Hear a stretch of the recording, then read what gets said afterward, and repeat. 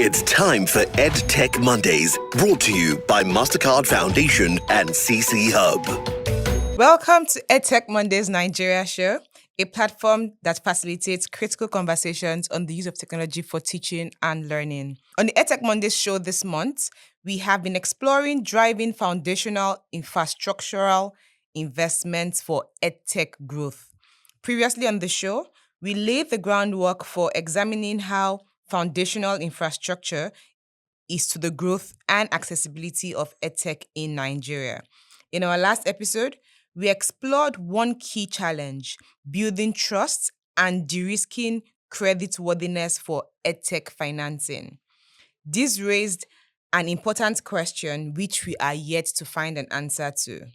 Are there credit bureaus or financial systems tailored to education financing and investments? In this third episode, we are focusing on innovative and scalable financing models for EdTech infrastructure in Nigeria. We will also unpack how collaboration among key stakeholders can help expand access to internet connectivity, reliable electricity, and digital devices across Nigeria's education landscape. On the show today, I am joined by two amazing guests who will do justice to the conversation.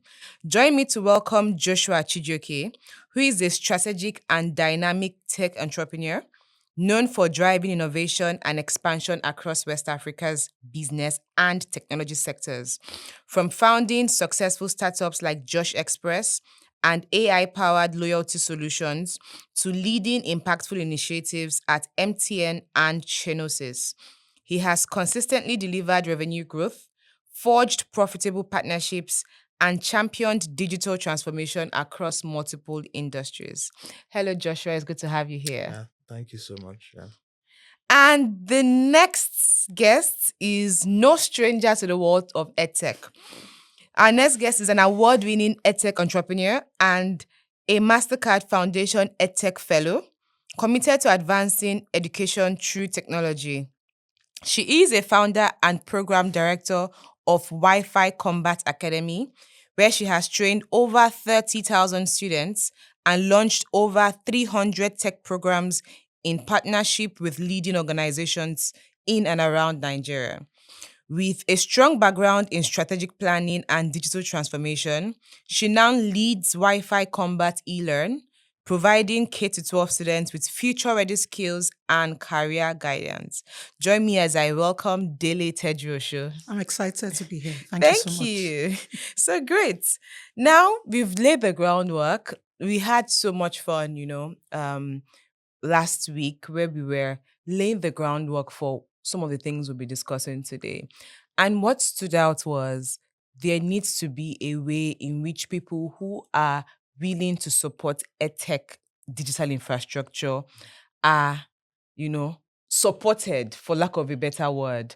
Some people are willing to do it, but there seem to be a lot of risks, on the side of those who want to invest and not knowing if their investment would really be utilized or if, they don't get burned at the end of the day. That's where the risking and de-risking factors come in. So this week, I'd like to ask, and I'll be starting with you, Joshua, why are there few corporate agencies and, financial institutions, telcos that are willing to support and promote EdTech infrastructure and investments in Nigeria? What are the factors that are limiting, these partnerships in Nigeria? Thank you so much. Okay, so from my point of view, though, I won't say there is a lack. I just think that there is no proper infrastructure to make it make business sense, right? So in MTN, we've had a couple of initiatives in the EdTech space, especially during the COVID era. I could remember being part of a project with the likes of Zoom, with the likes of Microsoft around device financing and a couple of EdTech startups. And by the time we did the whole analysis, okay, you bring in different partnerships. You had people, especially in device financing space, where you had people, you have your content provider, you have somebody willing to provide the loan services, you had those that had the devices, and trying to bring everybody together and MTN providing the internet infrastructure to power this.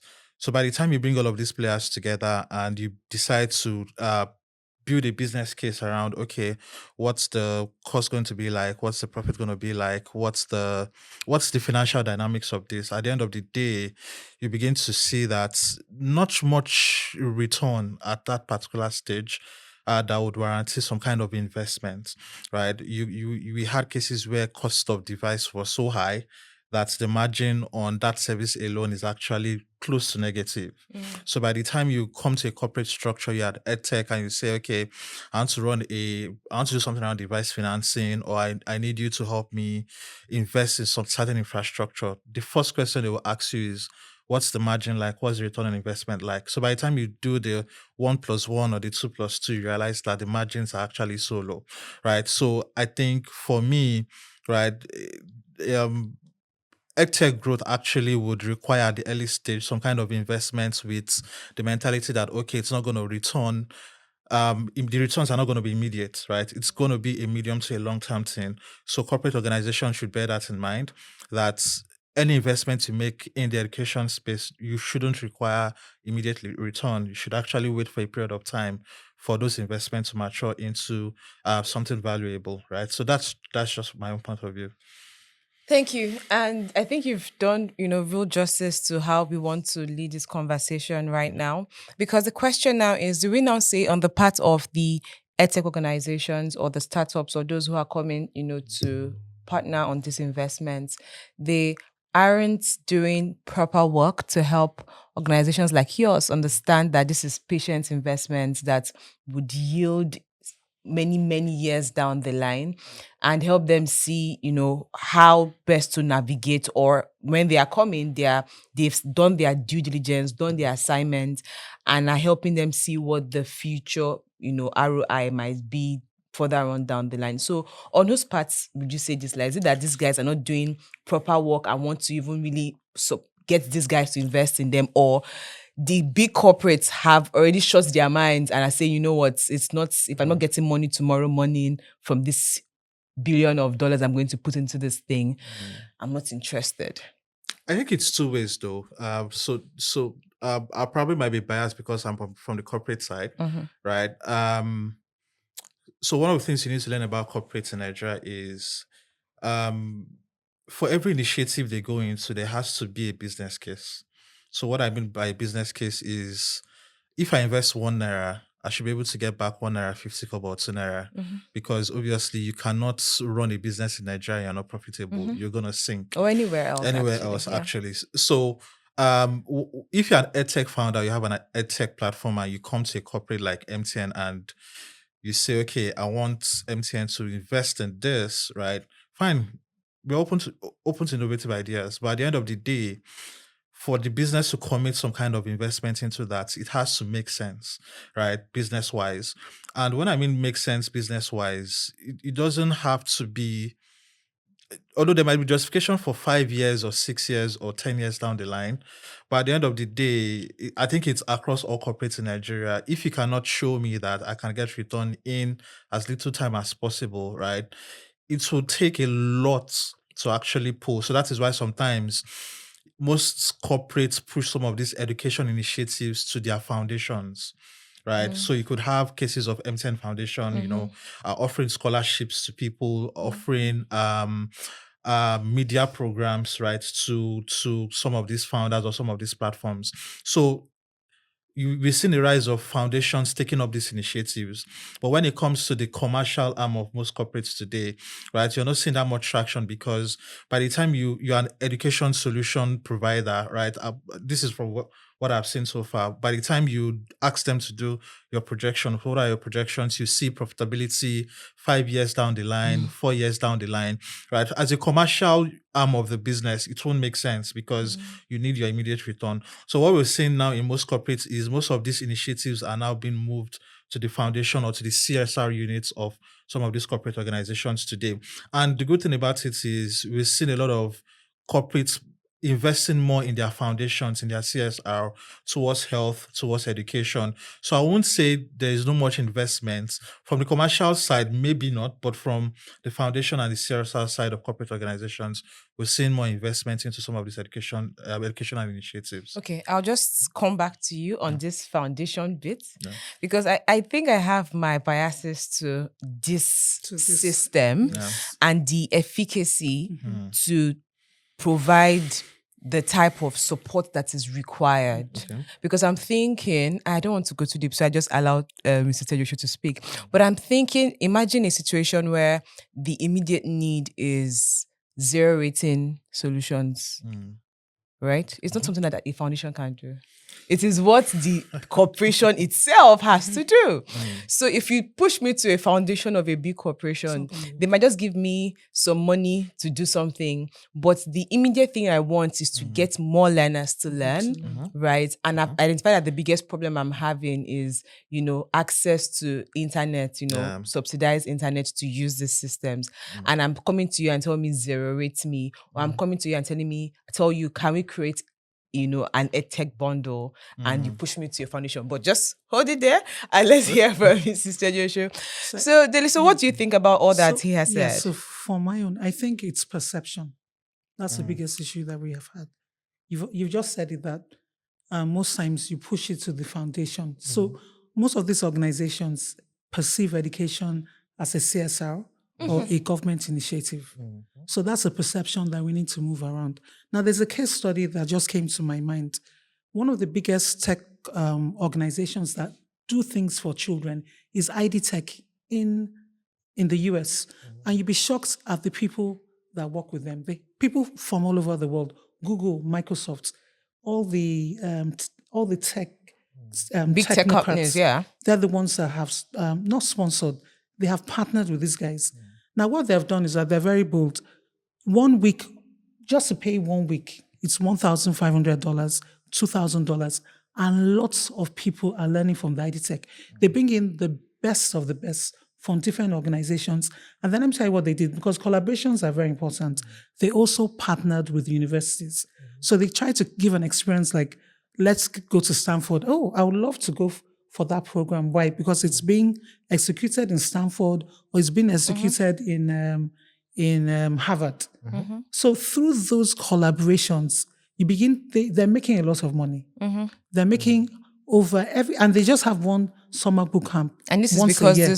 And this is the reason why they have the right collaborations and they have the right funding that has come in, and they've been able to scale. So they have over 300 summer boot camps. And their partners are not seeing them as a CSR. They don't see them as a CSR. They are seeing them as a business. So everything has to do with the business model.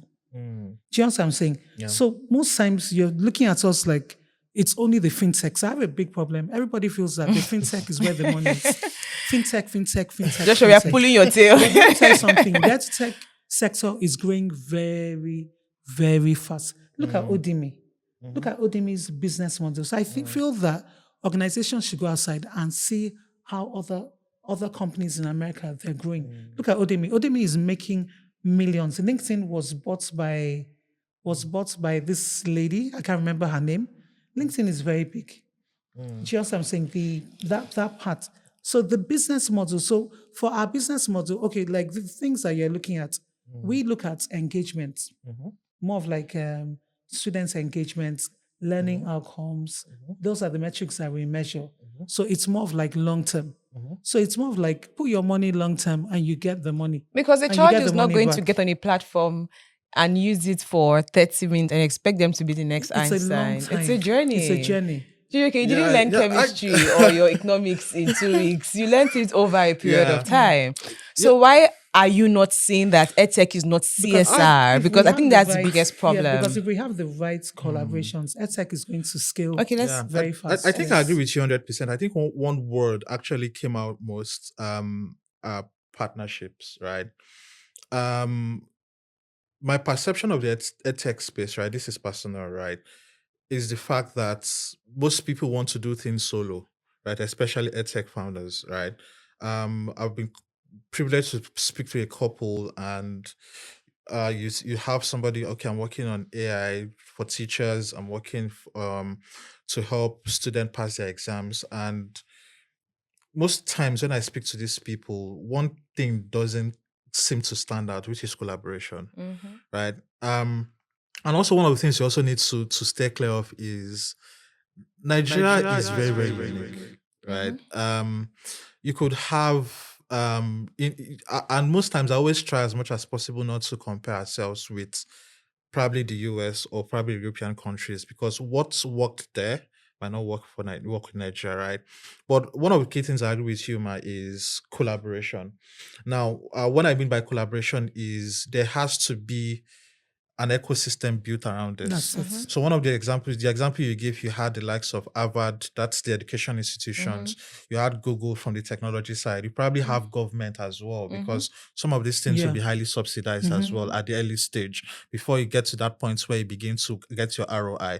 So I think one of the key things that needs to happen is there has to be a model that works, right? How do we get this model? Because last week we ended that there has to be a model that works. We have now brought somebody who is in the thick of things as an EdTech, startup founder who has products, and you who is Yeah, we in have that corporate products. space. So what is this? We brought in someone last week who is, an energy provider, and he said we need a model. You're not coming and say, where can we find this model? Where can we find this model, though? Are there models somewhere else that exist that we could begin to look at? I think she just gave an example of a model that works. IDTech. Right. So now the thing is, who gets to push this model to the forefront, right? So for a successful EdTech, let's say that has much impact in the country today, would need the government, which is actually very key.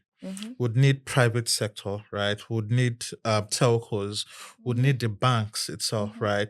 And if you look at these things, one thing I've noticed is I deal with the banks, and one of the key things we're seeing in the banking today is a lot of banks are going into device financing.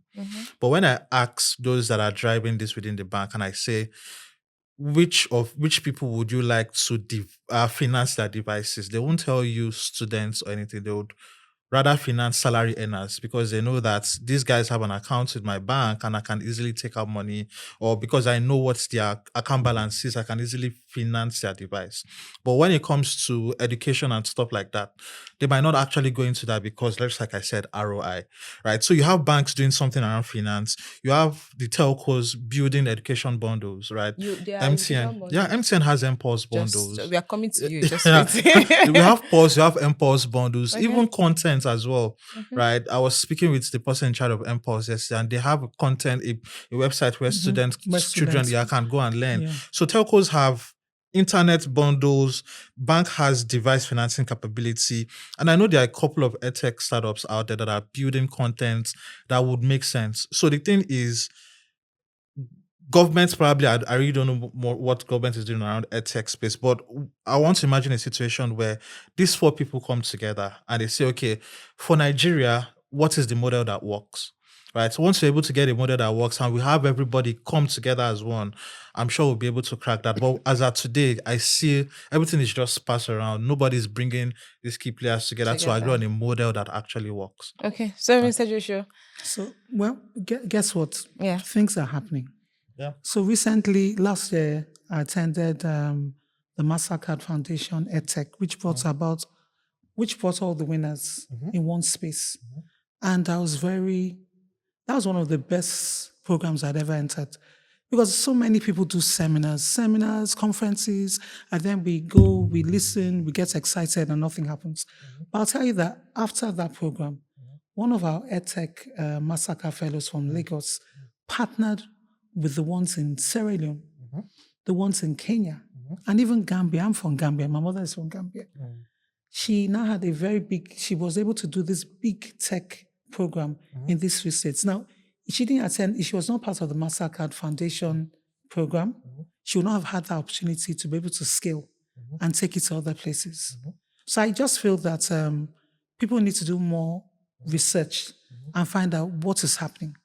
And I'll tell you that out of most of I've seen a bit of EdTech. I've been in the system. I was a pioneer. But then I lost my way because there was nothing to hold on. But when I partnered with MasterCard, well, I'm a winner for the MasterCard Foundation. They're building the ecosystem. One thing that surprised me was that as they brought in these people, the winners, they also brought the government representatives from each of the states. And you can actually talk to these people and try and sell what you're having. So I want to ask you a very Yes, big please. question, and it will just be the final bit for this episode. How easy is it for you at Wi-Fi Combat to walk into a telco and say, I want to speak to you and I know I'm asking you because I know that your startup is hardware heavy. It's hardware heavy. You're hardware heavy. You have to buy so many devices. You're buying Yeah. microbits. You're buying different Hardware things. businesses, He's laughing. So how easy is it walking into a bank and saying, this is what I need? Do they give you They're the not going to audience? give you. I remember when I tried. I told you. remember when I remember when I started. Yeah. It was difficult. That's when you started. Even now that you are Now, more established, like now and you've had big corporations that have said they have worked on the product that Wi-Fi Combat has, and we can put our money and our you can't. name behind. You Is this actually, it's not possible. So that's the problem we're having, because if they haven't even getting the basic thing, which is access, how then do they want to start building? I'm saying this because over the years, I have worked with, EdTech organizations that are doing good work, and they need go-betweens. Yeah. To get to the telcos, you need go-betweens to get to the banks. You need go-betweens to get to the people who are providing energy, subsidization or infrastructure. So how can we de-risk EdTech to you guys at this point? Okay, so just like I said earlier, right? It's all about ROI, right? Banks But you've not even allowed her to come in to know what the No, ROI okay, might so be. the thing is- So can I just say something? Last year, I traveled to China, and we saw a lot of OEMs. They do a lot of things. Yeah, Huawei and And the likes, you see, the factories are big. Do you know what I'm saying? So I just feel that these banks have the opportunity to be able to give us that funding. If there's a relationship, they bring in collaborations with these OEMs. If they can find a way to, because I just feel You want that- them to find a way. People that are saying that they're not even seeing. So- I feel this is a dystopian dream right now because I just feel that the thinking has to change, and they need to be able to know that they need to build the infrastructure. They need to be part of the system to build the infrastructure. okay. I don't think it's a funding issue, right? So I was speaking with one of the heads of the big banks in Nigeria, I think it was last week, and he was telling me how much the bank gives out in loan for devices on a daily basis. I was wow. Devices to Device financing, individuals. on device financing Okay, device to individuals, most likely targeting salary earners. Now the thing is, the banks are not bereft of funds to give. It's just finding a way to channel that fund into the tech space, right? Yes. And in order to do that, it has to make commercial sense. Now, I think the solution to all of this is simple, right? I want to imagine a situation where MasterCard brings everybody together, says, Why does it have to be a MasterCard? It doesn't have to be a Why MasterCard, can't but- it be a corporation? Why can't It's- it be yeah. a Nigerian entity that understands what our problem? Because that's still the Yeah. things where we are relegating We're always help going to somewhere else. outside. Yeah. Yeah, but looking at what MasterCard has done, Foundation. I think MasterCard has a reputation to bring everybody together. Okay. It's very easy to come to MTN and say this is my initiative, because I was part of the team that was in charge of all of this business development in MTN at some point. We even have a startup community where we have founders from EdTech, FinTech together in that community where they have ideas. Every member of the team is there. You have an idea, you can reach out to me on WhatsApp and all of that. So access is not the problem. I think the problem is somebody has to The say, convening. bring everybody together, right? Even if you cannot get access to the funding guys, if you can bring the top telcos together, you bring the top banks together, government representatives here and there, let there be probably a co-creation, 1 or 2 days co-creation workshop to agree on a model that works. Everybody commits to this, right? And then MasterCard leads that conversation. MasterCard Foundation. MasterCard Foundation, Very true. brings everybody together. So somebody needs to take charge of that. The telco might not do that, right? Because it's a commercial entity. The banks might not do that because it's a commercial entity. Somebody needs to stand and say, I'm bringing you guys together. I can stand as an in-between between EdTech founders and MTN or any of the telcos, between EdTech founders and the banks, right? So that that collaboration is firmer, right? That's just my own point of view. All right. And this is the point where we take a pause for this week because I know that this conversation is ever evolving It is. and there's so much more for us to say here. But would love to hear from you, our listeners. What do you think about the conversation? Are you an EdTech founder? Have you worked in the EdTech space? Do you think that these big corporations are doing enough to grant audience to the people who are working tirelessly to use technology to improve education in Nigeria? Send us an SMS or a WhatsApp message to our new number 0706 402 0742. I'll take it again. You can send an SMS or a WhatsApp message to our new number 0706 402 0742. We would love to hear from you. And are you an EdTech user? Are you a student? Are you a parent to a student? We still want to hear from you. We had so many amazing conversations and messages last week. What are some of the barriers you face with using EdTech? Is it connectivity? Is it devices? Is it, we would love to hear from you. Send us an SMS, send us a WhatsApp message to join the conversation. This is where we call it a wraps for today. But if you know anybody who would love to revisit this conversation or just to go over what we have discussed, you do not have to fret if you have missed today or if they have missed today. Jump on down to YouTube, CC Hub Africa. You can watch this week's episode, or you can check us on Spotify, EdTech Mondays Nigeria, to continue the conversation.